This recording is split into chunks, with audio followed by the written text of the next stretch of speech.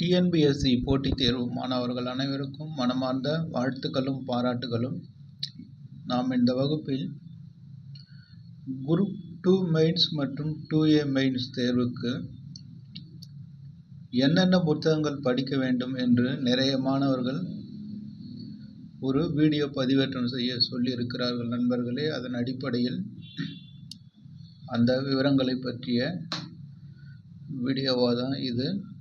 அதாவது வரவுள்ள மார்ச் மாதம் நடைபெற உள்ள குரூப் 2 மற்றும் 2A மெயின்ஸ் தேர்வுகளுக்கு எவ்வாறு தயாராவது என்பதை பற்றி இப்போது பார்க்கலாம் நண்பர்களே. அதாவது தேர்வானது முன்கூட்டியே நடைபெறுவதற்கு வாய்ப்பு இருக்கிறது நண்பர்களே. மார்ச் மாதம் வரை செல்லாது என்று நினைக்கிறேன். ஏனென்றால் சட்டமன்ற தேர்தல் வர இருப்பதால் குரூப் 2 மற்றும் 2A மெயின்ஸ் தேர்வுகள் முன்கூட்டியே நடைபெறுவதற்கு வாய்ப்பு இருக்கிறது. அதாவது பிப்ரவரி மாதத்திலே மெயின்ஸ் தேர்வானது நடைபெறுவதற்கு 90% வாய்ப்பு இருக்கிறது நண்பர்களே. எனவே நேரத்தை வீணடிக்க வேண்டாம். முடிந்தவரை எவ்வளவு வேகமாக படிக்க முடியுமோ அந்த அளவுக்கு படித்து விடுங்கள். ஏனென்றால் ஜனவரி மாதத்தில் பொங்கல் வரும்.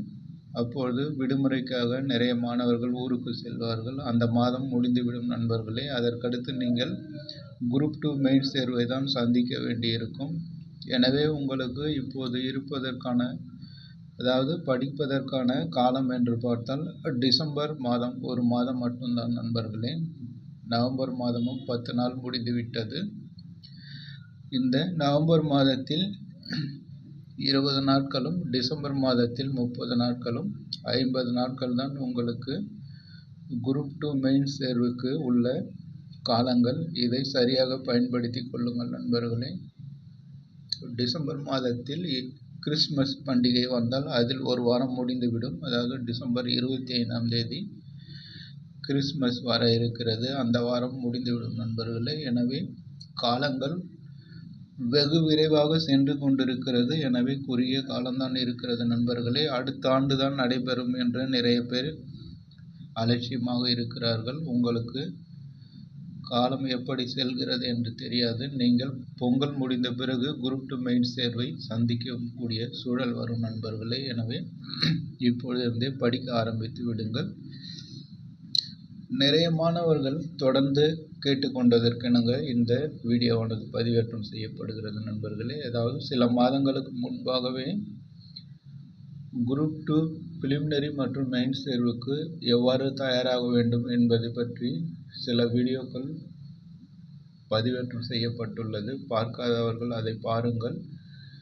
இருந்தாலும் இன்றைய சூழலில் புதிதாக எப்படி தேர்வுக்கு தயாராவது என்பதை பற்றிய விவரங்களை இப்போது பார்க்கலாம் நண்பர்களே. அதாவது டிஎன்பிஎஸ்சி தேர்வை பொறுத்தவரை பள்ளி பாட புத்தகத்தை தாண்டி வெளி புத்தகத்தில் இருந்து கேட்கிறார்கள். அதன் அடிப்படையில் சில முக்கியமான புத்தகங்களை நான் உங்களுக்கு பரிந்துரை செய்கிறேன். அந்த புத்தகங்களை கூடுமான வரையில் வாங்கி படிக்க முடியுங்கள் நண்பர்களே. கேள்விகள் அதிலிருந்து தான் வரும். அதுவே போதுமானது. முதலில் முக்கியமாக நிறைய மாணவர்கள் சயின்ஸ் அண்ட் டெக்னாலஜி என்ற பகுதிக்கு என்ன படிக்க வேண்டும் என்று கேட்கிறார்கள். பொதுவாக எல்லா தலைப்பிற்கும் என்னென்ன படிக்க வேண்டும் என்பதை திரும்பவும் ஒரு முறை உங்களுக்கு தெளிவாக சொல்லிவிடுகிறேன். பயன்படுத்தி கொள்ளுங்கள் நண்பர்களே. அதாவது அடுத்த ஆண்டு நடைபெற உள்ள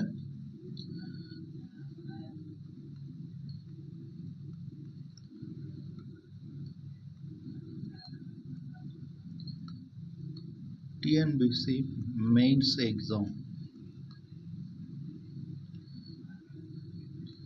2026.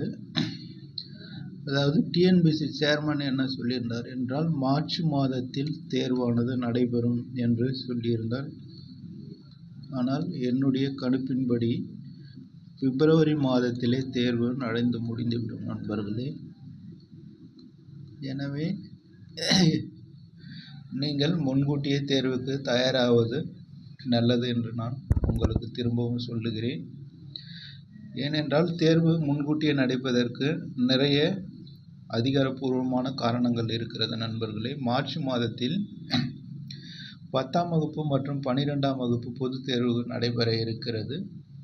அதற்கடுத்து ஏப்ரல் மாதத்தில் சட்டமன்றத்துக்கான தேர்தல் நடைபெற இருக்கிறது நண்பர்களே. அதற்கடுத்து மே மாதத்தில் தேர்தல் முடிவுகள், அதாவது சட்டமன்ற தேர்தல் முடிவுகள் அறிவிக்கப்பட்டு புதிதாக அரசாங்கம் அமைக்கப்படும். எனவே ஏப்ரல் மே 2 மாதங்களில் எதுவும் செய்ய மாட்டார்கள். மார்ச் மாதத்தில் பொதுத் தேர்வு பள்ளிகள் தேர்வுகள் நடைபெற இருக்கிறது.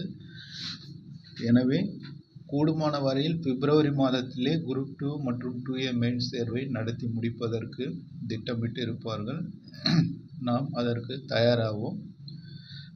அதற்கு என்னென்ன படிக்கலாம், எப்படி தயாராகலாம் என்பதை பற்றி பார்க்கலாம் நண்பர்களே. அதாவது குரூப் 2 மெயின்ஸ் தேர்வை பொறுத்தவரை ரிட்டன் பிராக்டிஸ் என்று சொல்லக்கூடிய எழுத்து பயிற்சி முக்கியம் நண்பர்களே. நீங்கள் ஏதேனும் ஒரு தலைப்பை எடுத்து 3 மணி நேரம் தொடர்ந்து உட்கார்ந்து எழுதி பாருங்கள். அப்போதுதான் நீங்கள் தேர்வு அறையில் அந்த 3 மணி நேரத்தில் அந்த பேப்பரை கம்ப்ளீட் பண்ண முடியும் நண்பர்களே. நான் படித்து விடுவேன், என்னால் முடியும் என்று சொல்லுவதெல்லாம் அங்கு சாத்தியம் கிடையாது. ஏனென்றால் அந்த சூழ்நிலையில் 3 மணி நேரம் நீங்கள் தேர்வு அறையில் உட்கார்ந்து அவர்கள் கொடுக்கக்கூடிய அந்த புக்லெட் என்று சொல்லக்கூடிய வினாவிடை புத்தகத்தை நீங்கள் நிரப்புவதற்கு சிரமமாக இருக்கும். எனவே டிஸ்கிரிப்டிவ் தேர்வுக்கு தயாராகிறவர்கள் இப்பொழுதிருந்தே எழுத்து பயிற்சியை மேற்கொள்ளுங்கள். அதுதான் உங்களுடைய வெற்றியை தீர்மானிக்கும். அதற்கடுத்து முக்கியமானது குரூப் 2 டிஸ்கிரிப்டிவ் பொறுத்தவரை கையெழுத்து மிக அழகாக இருக்க வேண்டும் என்பதெல்லாம் இல்லை நண்பர்களே. பேப்பரை திருத்துகிறவர்களுக்கு புரியக்கூடிய வகையில் இருந்தால் போதும். மற்றபடி கையெழுத்து மிக அழகாக அற்புதமாக இருக்க வேண்டும் என்பதெல்லாம் கிடையாது. நீங்கள் அப்படி எழுதினாலும் அதற்கு கூடுதல் மதிப்பெண்களும் வழங்கப்படாத நண்பர்களே. அந்த கேள்விக்கு என்ன மதிப்பெண்களோ அதுதான், அதிலும் பாதி மதிப்பெண்கள் தான் வழங்குவார்கள். 10 மதிப்பெண்களுக்கு அதிகபட்சமாக 6, 7 தான் போடுவார்கள். அதுவே நீங்கள் மிக சரியாக எழுதியிருந்தால்தான் அந்த 6, 7 மதிப்பெண்கள் கிடைக்கும். ஓரளவு சுமாராக எழுதியிருந்தால் 4 அல்லது 5 மதிப்பெண்கள் தான் கிடைக்கும் நண்பர்களே. முழு மதிப்பெண் என்பதெல்லாம் சாத்தியமில்லை. எனவே மிக தெளிவாக அழகாக எழுத வேண்டும் என்று நேரத்தை வீணடித்து விடாதீர்கள். வேகமாக எழுத முயற்சி செய்யுங்கள். அதே சமயத்தில் வேகமாக எழுதுகிறேன் என்று கிறுக்கி வைக்கக்கூடாது நண்பர்களே. அதாவது கவர்மெண்ட் டாக்டர் கையெழுத்து போடுற மாதிரி போட்டிங்கனாக்கா உங்கள் பேப்பர் கேன்சல் பண்ணிடுவாங்க. அதாவது 0 மார்க் போட்டு வேல்யூவேஷன் முடிச்சிடுவாங்க நண்பர்களே. ஓரளவு புரிகிற மாதிரி இருக்கணும். அதே சமயத்தில் வேகமாக எழுதணும். அதுக்கேற்ற மாதிரி இப்பொழுதே ப்ராக்டிஸ் பண்ணிக்கோங்க. அதாவது உங்களுடைய பேப்பரை வேல்யூவேஷன் பண்ணுறவங்க படித்தா புரியக்கூடிய அளவுக்கு இருந்தால் போதும் நண்பர்களே. அதுதான் முக்கியமான சூட்சுமம். அதற்கடுத்து குரூப் 2A மெயின்ஸை பொறுத்தவரை அந்த பிரச்சனை இல்லை. ஏனென்றால் ஆப்ஜெக்டிவ் முறையில் தேர்வு மாற்றிவிட்டார்கள். பெரும்பாலும் கணினி வழியில் தான் நடைபெறும் என்று நினைக்கிறேன். அதாவது CPT என்று சொல்லக்கூடிய கம்ப்யூட்டர் பேஸ்டு டெஸ்ட் ஆன்லைன் முறையில், அதாவது கம்ப்யூட்டர் மூலம் நடைபெறுவதால் உங்களுக்கு அந்த பிரச்சனை இல்லை. டிஸ்கிரிப்டிவ் தேர்வு எழுதுகிறவர்களுக்கு தான் அந்த கஷ்டம். அதனால் இப்பொழுதே நீங்கள் பயிற்சியை மேற்கொள்ளுங்கள் நண்பர்களே. அதாவது உங்களுக்கு தெரிந்த ஏதேனும் ஒரு தலைப்பை தேர்ந்தெடுத்து எழுதி பாருங்கள். அதாவது 10 மதிப்பெண்களுக்கு 15 மதிப்பெண்களுக்கு என்று 2 பிரிவாக குரூப் 2 மெயின்ஸ் தேர்வை பிரித்து இருக்கிறார்கள். அதற்கேற்றாற்போல் நீங்கள் 10 மதிப்பெண்கள் என்றால் 4 பக்கமும், 15 மதிப்பெண்கள் என்றால் 6 அல்லது 7 பக்கமும் தொடர்ந்து எழுதி பாருங்கள். இதுபோல 3 மணி நேரம் 300 மதிப்பெண்களுக்கு நீங்களாகவே ஒரு தலைப்புகளை தேர்ந்தெடுத்து எழுதி பாருங்கள் நண்பர்களே. அதுதான் உங்கள் வெற்றியை தீர்மானிக்கும். மற்றபடி நான் பயிற்சி மையத்தில் சேர்ந்திருக்கிறேன், அதனால் தேர்ச்சி பெற்று விடுவேன், நான் மிகப்பெரிய புத்திசாலி, அறிவாளி, ஸ்கூல் ஃபஸ்ட்டு, காலேஜ் ஃபஸ்ட்டு என்பதெல்லாம் இங்கே செல்லுபடியாகாத நண்பர்களே. ஏனென்றால் இது போட்டித் தேர்வு. கல்லூரி தேர்வு வேறு, போட்டித் தேர்வு வேறு. அங்கு நீங்கள் 1 வருடம் படித்து இருப்பீர்கள். ஆனால் இங்கு அப்பொழுது இல்லை நண்பர்களே. கல்லூரி தேர்வை பொறுத்தவரை கொடுக்கப்பட்ட பாடத்திட்டத்தில் இருந்து கேட்பார்கள். நீங்கள் எளிதில் மதிப்பெண் பெற்று இருப்பீர்கள். இங்கு அப்படி கிடையாது. பாடத்திட்டம் ஒன்று கொடுக்கப்பட்டிருந்தாலும் அவர்கள் எங்கிருந்து கேட்பார்களோ அதுதான் கேள்வி. அதற்கு நாம் பதிலளிக்க வேண்டிய கட்டாயம். எனவே இங்கு அறிவாளிகளோ ஸ்டேட் ஃபர்ஸ்ட் எடுத்தவர்களுக்கெல்லாம் வெற்றி கிடைப்பதற்கு வாய்ப்பில்லை நண்பர்களே. பேப்பரை அந்த 3 மணி நேரத்தில் யார் கம்ப்ளீட் பண்ணுகிறார்களோ அவர்களுக்கு தான் வெற்றி வாய்ப்பு. அதற்கு முறையான பயிற்சி என்பது அவசியம் நண்பர்களே. அதாவது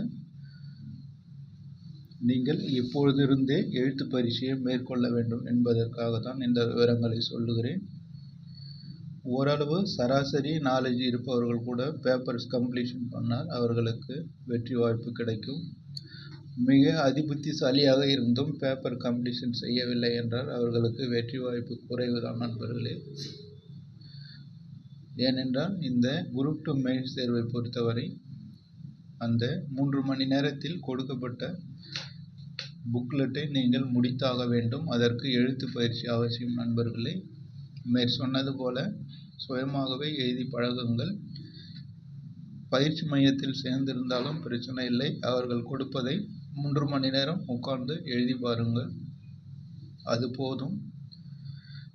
அதற்கடுத்து சில முக்கியமான ஸ்டாண்டர்ட் ரெஃபரன்ஸ் புத்தகத்தை பரிந்துரை செய்கிறேன். அதையும் படித்து வாருங்கள் நண்பர்களே. அது பெரும்பாலும் உங்களுக்கு கை கொடுக்கும். நீங்கள் முதலில் படிக்க வேண்டிய புத்தகம் சமூக பொருளாதார பிரச்சனைகள் பா. சிவா. அந்த புத்தகத்தை கண்டிப்பாக நீங்கள் படிக்க வேண்டும் நண்பர்களே. சமூக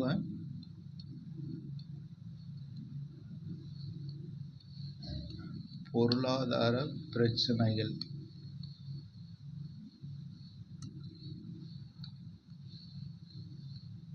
பா. சிவா அவர்கள் எழுதிய புத்தகம். இது லேட்டஸ்ட் எடிஷன் வந்திருக்கிறது நண்பர்களே. அதாவது 2025 2வது எடிஷன் வந்திருக்கிறது. இதை வாங்கி படியுங்கள். பழைய எடிஷனை வாங்கி படிக்க வேண்டாம்.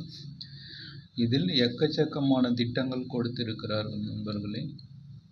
தமிழ்நாடு அரசாங்கத்தை பற்றியும் மத்திய அரசாங்கத்தை பற்றியும் எக்கச்சக்கமான திட்டங்கள் இதில் தொகுத்து கொடுக்கப்பட்டிருக்கிறது.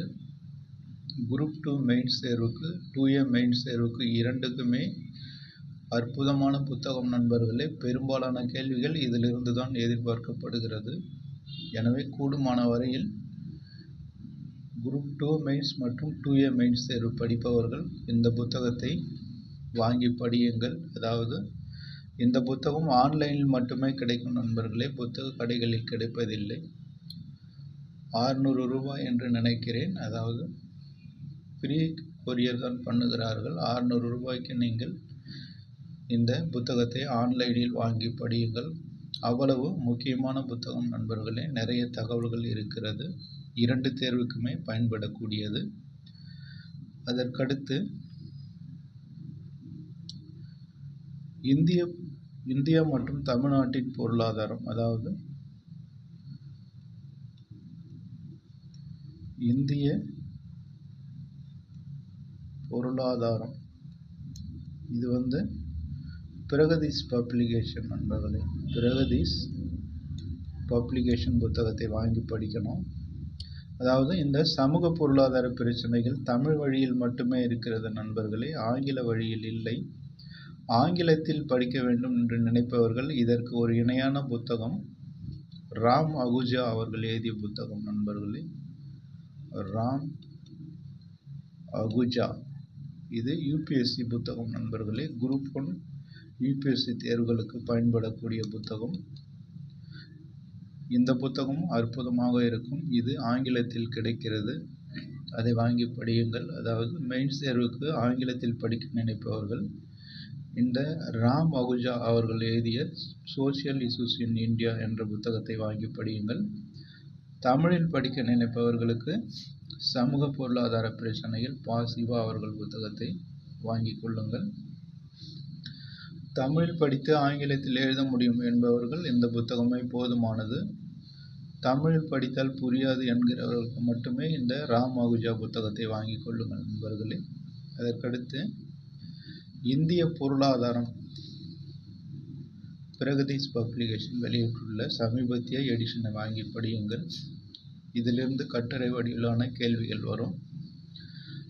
இது தமிழ் மற்றும் ஆங்கிலம் இரண்டிலுமே கிடைக்கிறது நண்பர்களே. நீங்கள் எது வேண்டுமானாலும் வாங்கி கொள்ளலாம். அப்படி இதைவிட இன்னும் சிறப்பான புத்தகம் வேண்டும் என்று நினைப்பவர்கள் ரமேஷ் சிங் அவர்கள் எழுதிய இந்தியன் எக்கானமி புத்தகம். இது யூபிஎஸ்சி புத்தகம் நண்பர்களே. யூபிஎஸ்சி குரூப் 1 தேர்வுகளுக்கு கேட்கக்கூடிய புத்தகம். ரமேஷ் சிங் அவர்கள் எழுதிய இந்தியன் எக்கானமி புத்தகம். இதுவும் நீங்கள் லேட்டஸ்ட் எடிஷனை வாங்க வேண்டும். கண்டிப்பாக பொருளாதாரம் சார்ந்த அனைத்து கேள்விகளும் இதிலிருந்து வரும் நண்பர்களே. உங்களுக்கு எது வசதியோ அதை வாங்கி கொள்ளுங்கள்.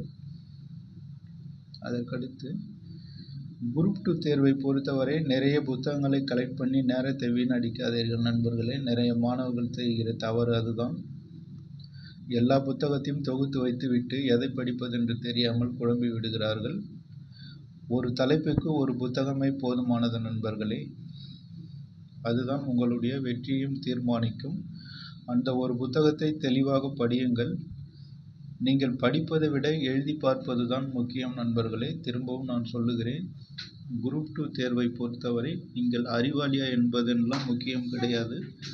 திறமைசாலியா என்பதை மட்டும்தான் சோதிப்பார்கள். அதற்கு தான் 3 மணி நேரத்தில் அந்த 300 மதிப்பெண்களை உங்களை எழுத சொல்லுகிறார்கள். எனவே அறிவாளி என்பதற்கெல்லாம் அங்கு இடம் கிடையாது. உங்களுடைய திறமையை நிரூபிக்கக்கூடிய ஒரு இடம்தான் அந்த 3 மணி நேரம். எனவே படிப்பதை விட எழுதி பார்ப்பதில் தான் உங்களுடைய வெற்றி தீர்மானிக்கப்படுகிறது நண்பர்களே. அதற்கடுத்து இந்தியன் பாலிட்டி பொறுத்தவரை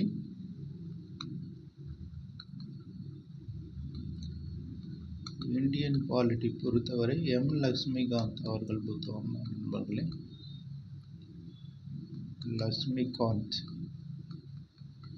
எம். லக்ஷ்மிகாந்த் அவர்கள் எழுதிய புத்தகம் Indian polity.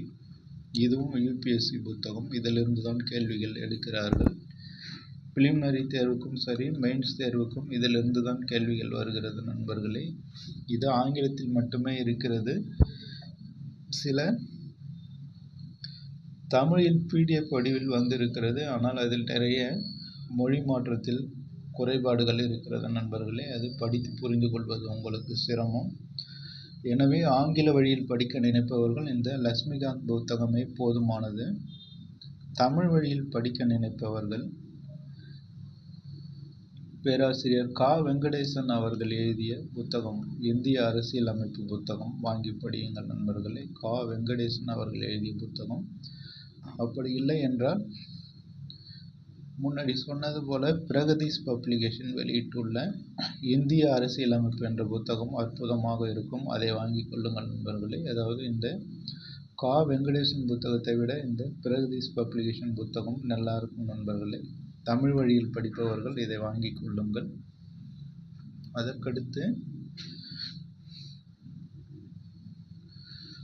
Geography படிக்கிறவர்களுக்கு Majid Hussain அவர்களுடைய புத்தகம் சிறப்பானது நண்பர்களே. ஜியாகிரபி மற்றும் என்விரான்மெண்ட் தலைப்பிற்கு பேராசிரியர் மஜித் ஹுசைன். இது ஒரு பெரிய புக்கு நண்பர்களே. பைபிள் மாதிரி இருக்கும். கடைசியாக நடைபெற்ற டிஎன்பிஎஸ்சி குரூப் 2 தேர்வில் இருந்த கேள்விகள் இதிலிருந்து நேரடியாக கேட்டிருக்கிறார்கள்.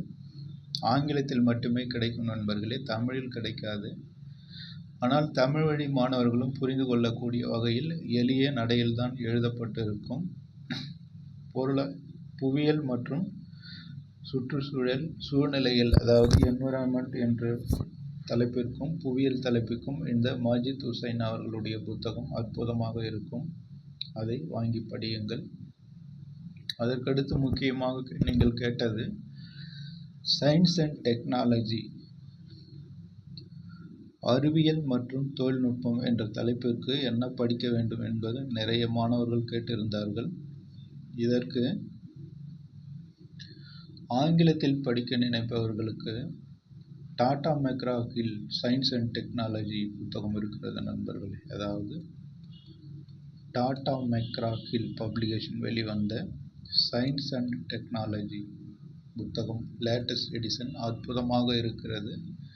அந்த புத்தகத்தை வாங்கி படியுங்கள். அனைத்து தகவல்களையும் தொகுத்து இருக்கிறார்கள். அதாவது A to Z விவரங்கள் அதில் கவர் செய்திருக்கிறார்கள் நண்பர்களே. அற்புதமாக இருக்கிறது. தமிழ் வழியில் படிக்க நினைப்பவர்கள் இளையராஜா கண்ணன் அவர்கள் எழுதிய அறிவியல் தொழில்நுட்பம் என்ற புத்தகத்தை படிக்கலாம் நண்பர்களே. இளையராஜா கண்ணன் அவர்கள் எழுதிய அறிவியல் தொழில்நுட்பம் என்ற புத்தகம் தமிழில் கிடைக்கிறது. தேவைப்படுகிறவர்கள் அதை வாங்கிக் கொள்ளுங்கள் நண்பர்களே. இது முழுக்க முழுக்க தமிழ் வழியில் இருக்கும்.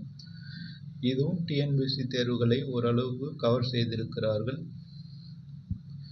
இதில் எது தேவையோ நீங்கள் வாங்கிக் கொள்ளலாம். அதற்கடுத்து முக்கியமாக அறிவியல் தொழில்நுட்பத்தை பொறுத்தவரை செய்தித்தாள்களில் வருகிற கட்டுரைகளை தான் அடிப்படையாக கொண்டு கேள்விகள் கேட்கிறார்கள் நண்பர்களே. அதாவது உங்களுக்கு பிப்ரவரி மாதத்தில் மெயின்ஸ் தேர்வு நடக்கிறது என்றால் அதற்கு முன்பாக ஒரு 6 மாதங்களில் இருந்து, அதாவது 6 மாதத்துக்கு முன்பாக இருந்து செய்தித்தாள்களில் வந்திருக்கக்கூடிய அறிவியல் தொழில்நுட்பம் என்ற தலைப்பிலிருந்து தான் கேள்விகள் கேட்கிறார்கள். அதாவது உதாரணத்துக்கு நீங்கள் ஜூன் 2025 பிப்ரவரி 2026 வரை உள்ள செய்தித்தாள்களில் வந்திருக்கக்கூடிய அறிவியல் தொழில்நுட்பம் தொடர்பான கட்டுரைகளை எழுதி வைத்துக் கொள்ளுங்கள் நண்பர்களே. அதிலிருந்து தான் இந்த அறிவியல் தொழில்நுட்பம் பகுதியானது கேட்கப்படுகிறது. அதுபோக எடிட்டோரியல் என்று சொல்லக்கூடிய கட்டுரை பகுதியிலும் இந்த அறிவியல் தொழில்நுட்பம் சார்ந்த தலைப்பானது சில நேரங்களில் வருகிறது. அந்த தலைப்புகளையும் எழுதி வைத்துக் கொள்ளுங்கள். அதையும் அப்படியே கேட்கிறார்கள். நியூஸ் பேப்பரை தொடர்ந்து ஒரு 6 மாதம் வரை படிக்க இயலாது என்று சொல்லுகிறவர்கள் அதற்காக யோஜனா குருஷேத்ரா என்ற 2 ஆங்கில மேகசின் வருகிறது நண்பர்களே. யோஜனா குருஷேத்ரா என்ற 2 ஆங்கில மாத இதழ்கள் வருகிறது. இதில் முக்கியத்துவம் வாய்ந்த அறிவியல் மற்றும் தொழில்நுட்ப கண்டுபிடிப்புகள் இதில் கட்டுரை வடிவத்தில் எழுதப்படுகிறது. இதை பயன்படுத்திக் கொள்ளுங்கள். நாளிதழ்களை படிக்க இயலாதவர்கள் இந்த 2 மாத இதழ்களை வாங்கி படியுங்கள் நண்பர்களே. இதில் அறிவியல் தொழில்நுட்பம் தொடர்பான கட்டுரைகள் வெளியிடுகிறார்கள். அது உங்களுக்கு கண்டிப்பாக கை கொடுக்கும். தமிழில் அறிவியல் தொழில்நுட்பம் பற்றி படிக்க நினைப்பவர்கள் இந்த யோஜனா மேகசினை அப்படியே டிரான்ஸ்லேட் பண்ணி திட்டம் என்ற பெயரில் வெளியிடுகிறார்கள் நண்பர்களே. அதாவது யோஜனாவினுடைய தமிழ் பதிப்பு தான் இந்த திட்டம். இதை வாங்கிக் கொள்ளுங்கள். இது அற்புதமாக இருக்கும். தமிழ் வழி மாணவர்கள் கண்டிப்பாக இந்த திட்டம் இதழை படிக்க வேண்டும் நண்பர்களே. அதாவது ஆங்கிலத்தில் படிப்பவர்கள் யோஜனாவையும், தமிழில் படிப்பு நினைப்பவர்கள் திட்டம் இதையும் கண்டிப்பாக படித்தே தீர வேண்டும் நண்பர்களே. அது குரூப் 2 மெயின்ஸ் தேர்வை பொறுத்தவரை அது 2ம் பைபிள் என்று சொல்லலாம். அதாவது யோஜனா, திட்டம். யோஜனாவினுடைய தமிழ் டிரான்ஸ்லேட் தான் திட்டம் நண்பர்களே. 2மே ஏறக்குறைய அக்யூரேட்டா ஒரே சேம் தான். இது ஆங்கில மாணவர்களுக்கு, இது தமிழ் வழி மாணவர்களுக்கு. குரூப் 2 மெயின்ஸ் தேர்வை பொறுத்தவரை இதிலிருந்து கேள்விகள் வராமல் இருக்காது நண்பர்களே. கண்டிப்பாக பெரும்பாலான கேள்விகள் இந்த யோஜனா மற்றும் திட்டம் இதழ்களில் இருந்துதான் வரும். நடப்பு நிகழ்வுகள் சார்ந்த கேள்விகள் அல்லது அறிவியல் தொழில்நுட்பம் சார்ந்த கேள்விகள் இந்த 2 மாத இதழ்களில் இருந்து வரும் நண்பர்களே. கட்டாயமாக மெயின்ஸ் தேர்வுக்கு படிக்கிறவர்கள் நீங்கள் மற்ற புத்தகத்தை படிக்கவில்லை என்றாலும் இந்த 2 மேகசினை படித்தே ஆக வேண்டும் நண்பர்களே. இது அத்தியாவசியமான ஒன்று. கண்டிப்பாக வாங்கி படியுங்கள். நூலகத்துக்கு போகிற மாணவர்கள் நூலகத்தில் இருக்கும், அதை பயன்படுத்தி கொள்ளுங்கள்.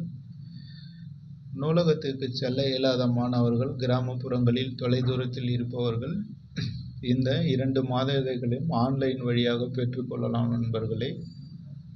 அதாவது ஆன்லைனில் யோஜனா அல்லது திட்டம் மேகசின் என்று போட்டீர்களானால் அது சில முகவரிகள் மற்றும் ஃபோன் நம்பர் வரும். அதை தொடர்பு கொண்டு நீங்கள் ஆன்லைனில் உங்கள் வீட்டுக்கே அனுப்பி வைப்பார்கள். மிக குறைந்த கட்டணம் தான் நண்பர்களே. ஒரு மாத இதழும் 22 ரூபாய் தான். அதாவது யோஜனா மேகசின் மந்த்லி 22 ரூபாய். அதே போல் தமிழ் திட்டம் என்ற மேகசின் 22 ரூபாய் தான் நண்பர்களே. அதாவது நீங்கள் ஒரு 6 அல்லது 7 மாதத்துக்கு பழைய இதுகளை கேட்டாலும் அனுப்பி வைப்பார்கள், அல்லது இதன் பிறகு வரக்கூடிய இதழ்களையும் உங்களுக்கு அனுப்பி வைப்பார்கள். அதற்கான விவரங்களை அந்த ஃபோன் நம்பரில் அவர்கள் தெளிவாக சொல்லுவார்கள். நண்பர்களை ஆன்லைனில் தேடி இதை வாங்கிக் கொள்ளுங்கள். உங்களுடைய வீட்டிற்கே அனுப்பி வைப்பார்கள். மிக குறைந்த கட்டணம்தான். ஏனென்றால் இது மத்திய அரசினுடைய வெளியீடு நண்பர்களே. அதாவது யோஜனா என்பதும் திட்டம் என்பதும் மத்திய அரசாங்கத்தால் வெளியிடக்கூடிய மாத இதழ்கள். அதாவது பப்ளிகேஷன் டிவிஷன் என்று சொல்லக்கூடிய மத்திய அரசால் வெளியிடக்கூடிய மாத இதழ்கள். இது தமிழ்நாட்டில் திட்டம் என்ற பெயரில் வெளியிடப்படுகிறது. கண்டிப்பாக இதை நீங்கள் படித்தே ஆக வேண்டும் நண்பர்களே. வாங்கி பயன்படுத்தி கொள்ளுங்கள். அதற்கடுத்து தமிழ்நாடு அரசாங்கத்தால் வெளியிடக்கூடிய தமிழ் அரசு என்ற மாத இதழை நீங்கள் படிக்க வேண்டும் நண்பர்களே. தமிழ் அரசு இதுவும் மாத இதழ் தான் நண்பர்களே. ஒவ்வொரு மாதமும் அரசாங்கத்தால் அறிவிக்கக்கூடிய புதிய திட்டங்கள், வளர்ச்சி பணிகள் மற்றும் சிறப்பு திட்ட செயலாக்கம் என்று தமிழ்நாடு அரசாங்கத்தை பற்றிய A to Z தகவல்களை இந்த தமிழரசு இதழானது தொகுத்து வெளிவருகிறது நண்பர்களே. வாங்கிக் கொள்ளுங்கள். இது 30 ரூபாய் தான் நண்பர்களே. மாதம் வருகிறது. இந்த தமிழரசு மேகசின் அனைத்து திட்டங்களையும் தொகுத்து வெளியிடுகிறார்கள் நண்பர்களே. தமிழ்நாட்டு அரசாங்கத்தை பற்றிய A to Z தகவல்களை தாங்கி வருகிறது. இப்பொழுது டிஎன்பிஎஸ்சி தேர்வானது நிறைய அரசாங்கத்தினுடைய திட்டங்களை தான் கேட்கிறார்கள். அதாவது குரூப் 2 தேர்விலும் நிறைய திட்டங்களை பற்றி கேட்டிருந்தார்கள்.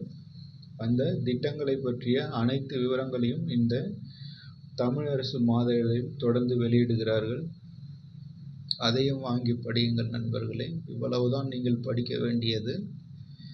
நிறைய புத்தகங்களை சொல்லி உங்களுடைய நேரத்தை வீணாக்க விரும்பவில்லை நண்பர்களே. மேற்சொன்ன 4 புத்தகங்களே உங்களுடைய வெற்றியை கண்டிப்பாக உறுதி செய்துவிடும். ஆனால் இந்த 4 புத்தகங்களை படிப்பதற்கே உங்களுக்கு நேரம் இருக்காது. ஏனென்றால் ஒரு 40-50 நாட்கள் தான் இருக்கிறது. அதற்கடுத்து கிறிஸ்துமஸ் சில வாரங்கள் போய்விடும். பொங்கல் பண்டிகையிலும் சில நாட்கள் போய்விடும் நண்பர்களே. மிக சரியாக என்று பார்த்தால் நவம்பர் மாதத்தில் 20 நாட்கள், டிசம்பர் மாதத்தில் 30 நாட்கள், மொத்தம் 50 நாட்கள் தான் உங்களுக்கு மெயின்ஸ் தேர்வுக்கு இருக்கிறது. ஜனவரி மாதத்தில் பொங்கல் வந்துவிடும் நண்பர்களே. அந்த வாரம் எப்படி போகுது என்று தெரியாது. ஏனென்றால் பொங்கலானது இடையில் வருகிற காரணத்தால், அதாவது ஜனவரி 13 அல்லது 14ஆம் தேதி பொங்கல் ஆரம்பிக்கிற காரணத்தால் அந்த மாதம் முழுவதுமாக சென்றுவிடும் நண்பர்களே. ஏனென்றால் முதல் வாரத்தில் எல்லாரும் ஊருக்கு கிளம்ப வேண்டும் என்று நினைப்பார்கள். அதற்கப்புறம் பொங்கல் இடையில் முடிந்த பிறகு கடைசி வாரத்தில் திரும்பி வருவார்கள். நீங்கள் வரும்பொழுது இந்த ஜனவரி மாதமே முடிந்து விட்டு இருக்கும்.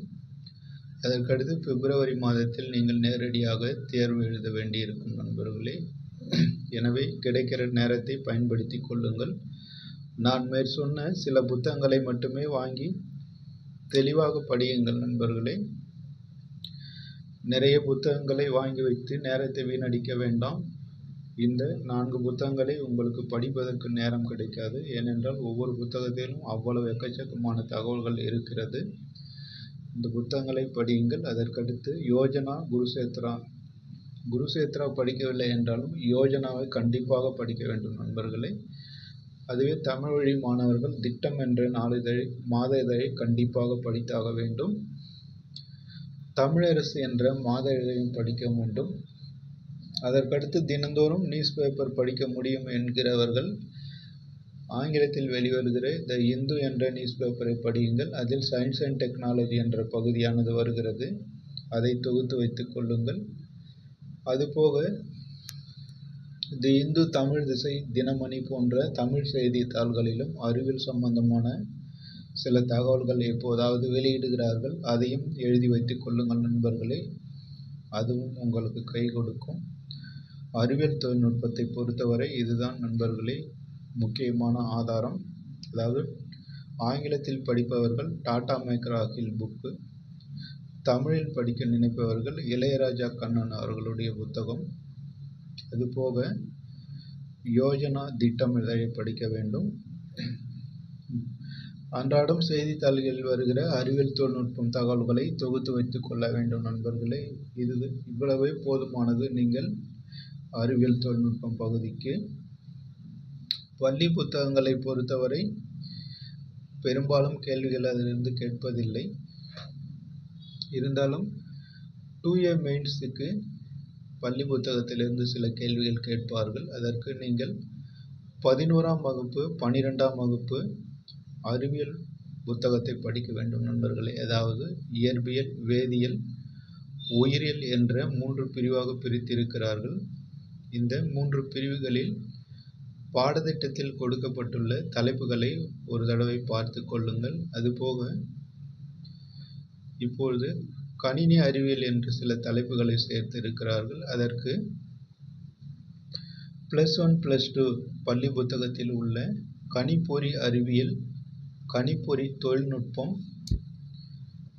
கணிப்பொறியின் பயன்பாடு என்று 3 தலைப்பாக புத்தகங்கள் இருக்கிறது நண்பர்களே. அந்த புத்தகங்களை முடிந்தால் நேரம் கிடைத்தால் படியுங்கள். அதாவது கம்ப்யூட்டர் என்ற தலைப்பிற்கு புதிதாக சேர்த்திருக்கிறார்கள். இந்த தலைப்பிற்கு +1 +2 பள்ளி புத்தகத்தில் கணிப்பொறி அறிவியல் என்று இருக்கிறது நண்பர்களே.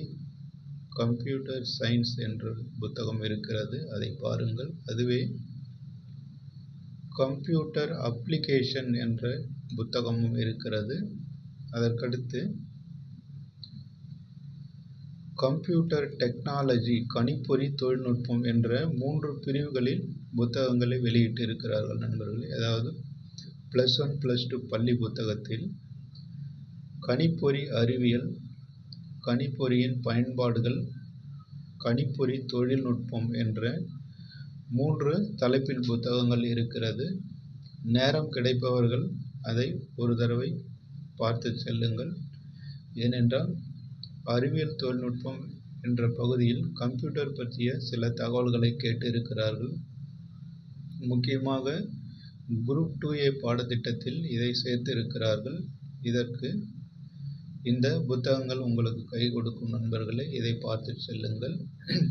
மற்றபடி குரூப் 2 டிஸ்கிரிப்டிவ்க்கு டாடா மேக்ரா-ஹில் புத்தகம் போதுமானது நண்பர்களே.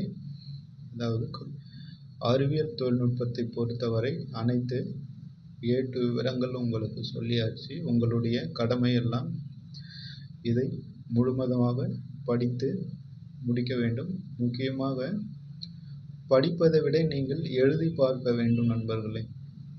அதுதான் உங்களுடைய வெற்றியை தீர்மானிக்கும்.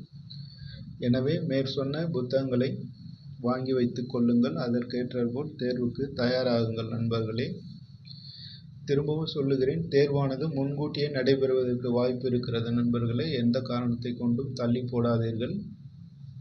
நான் சொன்னது போல ஜனவரி மாதத்தில் பொங்கல் பண்டிகை அந்த மாதத்தை முடித்துவிடும். உங்களுக்கு இருப்பது இந்த நவம்பர், டிசம்பர் 2 மாதங்கள் தான். இதிலே 10 நாட்கள் முடிந்து விட்டது. வெறும் 50 நாட்கள் தான் உங்களுக்கு தேர்வுக்கு இருக்கிறது நண்பர்களே. அடுத்த ஆண்டு சட்டமன்ற தேர்தல் மற்றும் பள்ளி தேர்வுகள் நடைபெற இருப்பதால் குரூப் 2 மற்றும் 2A மெயின்ஸ் தேர்வு முன்கூட்டியே நடைபெற வாய்ப்பு இருக்கிறது. அதாவது பிப்ரவரி மாதத்திலே நடந்துவிடும் நண்பர்களே. இப்பொழுதிருந்தே தேர்வுக்கு தயார் செய்து கொள்ளுங்கள். முக்கியமாக எழுதி பழகி கொள்ளுங்கள். குரூப் 2A மெயின்ஸ் தேர்வை பொறுத்தவரை எழுத்து பயிற்சி தேவையில்லை. ஆனால் நீங்கள் நிறைய டேட்டாக்கள் என்று சொல்லக்கூடிய தகவல்களை தெரிந்து வைத்திருக்க வேண்டும் நண்பர்களே. ஏனென்றால் 2A தேர்வானது அப்ஜெக்டிவ் முறையில் நடைபெறுவதால் நிறைய தகவல்கள் சம்பந்தமான கேள்விகளை கேட்பார்கள். அதாவது புதுமை பெண் திட்டம் எப்போது தொடங்கப்பட்டது, எங்கு தொடங்கப்பட்டது என்றெல்லாம் கேட்பார்கள். அதற்கடுத்து மகளிர் உரிமை தொகை எங்கு தொடங்கப்பட்டது அப்படியெல்லாம் கேட்பார்கள் நண்பர்களே. இது போன்ற தமிழக அரசால் தொடங்கப்பட்டுள்ள அனைத்து திட்டங்களையும் நீங்கள் ஃபிங்கர் டிப்பில் வைத்திருக்க வேண்டும். அதாவது எங்கு தொடங்கப்பட்டது, எப்பொழுது தொடங்கப்பட்டது, அதனுடைய பயன்பாடுகள் என்னென்ன, அதாவது நான் முதல்வன் திட்டத்தினுடைய பயன்பாடுகள் என்னென்ன, காலை உணவு திட்டம் எப்போது தொடங்கப்பட்டது, அது எப்போது விரிவாக்கப்பட்டது, நகர்ப்புற பகுதிகளுக்கு எப்போது விரிவாக்கப்பட்டது, அரசு உதவி பெறும் பள்ளிகளில் எப்போது விரிவாக்கப்பட்டது என்ற 7 தகவல்கள் தெரிஞ்சு வைத்திருக்க வேண்டும் நண்பர்களே. மகளிர் விடியல் பயணம் எப்போது தொடங்கப்பட்டது, அது மலைப்பகுதிகளுக்கு எப்போது விரிவாக்கப்பட்டது என்ற ஒரு திட்டத்தை பற்றிய அனைத்து தகவல்களையும் தெரிந்து வைத்திருக்க வேண்டும். ஏன்னா 2A மெயின்ஸ் தேர்வானது தரவுகளை அடிப்படையாக கொண்டது, அதாவது புள்ளி விவரங்களை அடிப்படையாக கொண்டது. எனவே நீங்கள் எழுதுவதை தவிர்த்து நிறைய தகவல்களை தெரிந்து கொள்ளுங்கள் நண்பர்களே. கணினி வழி தேர்வு என்பதால் எளிமையாக தான் இருக்கும். நீங்கள் நிறைய படித்து தெரிந்து கொள்ள வேண்டியிருக்கும் நண்பர்களே. மேற்சொன்ன தகவலின்படி வாங்கி படித்து பயன்பெறுங்கள். அடுத்து வரும் வகுப்பில் அடுத்து ஒரு முக்கியமான தகவல்களை பற்றி விவாதிக்கலாம் நண்பர்களே. நீங்கள் அனைவரும் போட்டித் தேர்வில் வெற்றி பெற்று அரசாங்க அதிகாரியாக வேண்டும் என்று மனமாற வாழ்த்துகிறேன். அடுத்து வரும் வீடியோவில் சந்திக்கலாம் நண்பர்களே. நன்றி. மீண்டும் சந்திப்போம்.